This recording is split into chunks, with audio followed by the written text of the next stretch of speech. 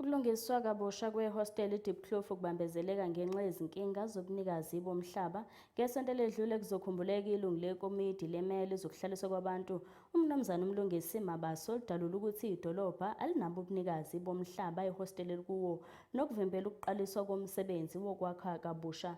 Engxoxweni abenayo nabezindaba beSoweto TV, usihlalo weDiepkloof uMnumzane uSibongiseni Khoza uzwakalise ukuzethemba ngokuxazululwa kwalolu daba. Wathi abakhathazekile kakhulu ngalolu daba njengoba bekholelwa ukuthi idolobha lizoyilungisa lenkinga.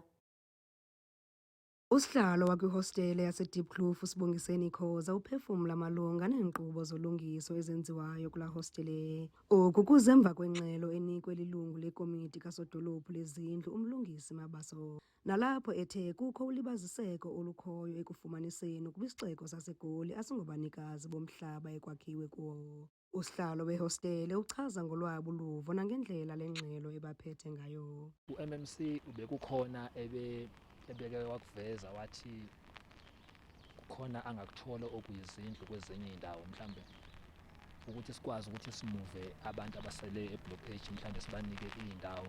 Njengamanje sibhizi ngakho nje ngoba usinikile yona inambanyana wayesethi asikusebenze, so na izolo nje besibhizi sikusebenza singena ama-block to block, sithatha lo namba esiyithole siyidivide ngoba iqiniso lithi abantu abala ehostel abaningi abathanda ukumuva la emahostel.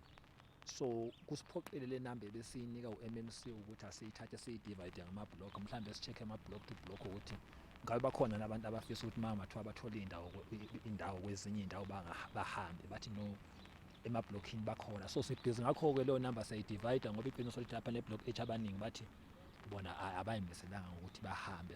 Noxa kukho ulibaziseko olukhoyo kodwa uKhoza uthi bavuyela ukuba uMabaso sele ephezu kwawo lomba ukufumana umkhombandlela. Ngicabanga ukuthi-ke lolo daba lolo njengo-MMC njengoba ethi selifikile kuye futhi uthe ulufake kumaloya, sicabanga ukuthi udaba oluzosheshe lulungiseke ngoba iqiniso lithi abantu baseDiepkloof hostela namanje phela njengoba bethenjisiwe njengokuthi